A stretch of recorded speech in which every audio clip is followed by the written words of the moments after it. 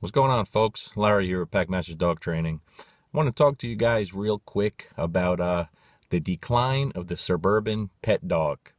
Many of my peers out there will understand what I'm talking about. Most of the dogs I deal with come with behavioral problems. That's why people call me. And almost all of them have one thing in common. They all live in the suburbs in a nice residential neighborhood with a fenced backyard. Okay, almost all of them. I never get called for dogs that live out in the country. Country dogs usually live outside, are free to come and go as they please, and they just never develop really bad behavioral issues. Why is that? Same thing with dogs that live in the city. You live in an apartment complex or condos. The people have to get out and they take their dog and they have to walk their dog every day. That's how the dogs go out and go to the bathroom. So when you see these dogs in downtown Manhattan or downtown LA, you see dogs, sometimes you see people walking 10, 15 dogs and there's no issues.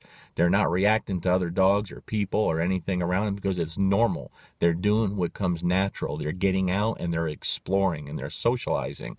But people in the suburbs, they have a big fenced backyard.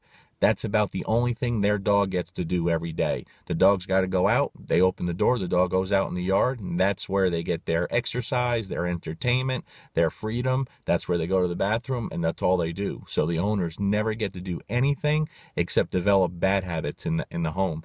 And let me tell you, I was a little guilty of this for a while. We built a new house in a nice neighborhood a little over a year ago.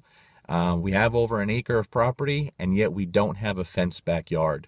And dogs are a really big part of our life. But in our old house, we had a nice big fenced backyard, and I got caught up in that. I was guilty. So I'm always working with everyone else's dogs, but my dogs, I'd open the door, send them in the yard, and that's what they did. They'd entertain each other. They'd go to the bathroom out there, and I was really losing touch with my own dogs. And I didn't realize that till I moved, and I was forced to get out and move a little bit with them.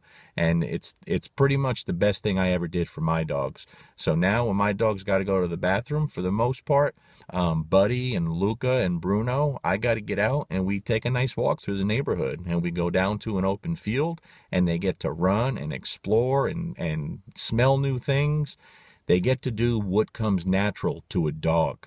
Okay, your dog needs to move. It needs to get out and explore, and it needs to be socialized. It needs to have exercise. It needs to do these things. It's the most important thing you could do for your dog.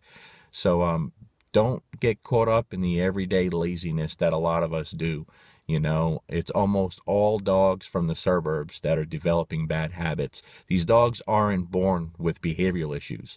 We take them into our home and we create these issues with these dogs, with the constant affection and the babying and the dressing them in costumes and not treating them like a dog. Dogs need certain things to be happy.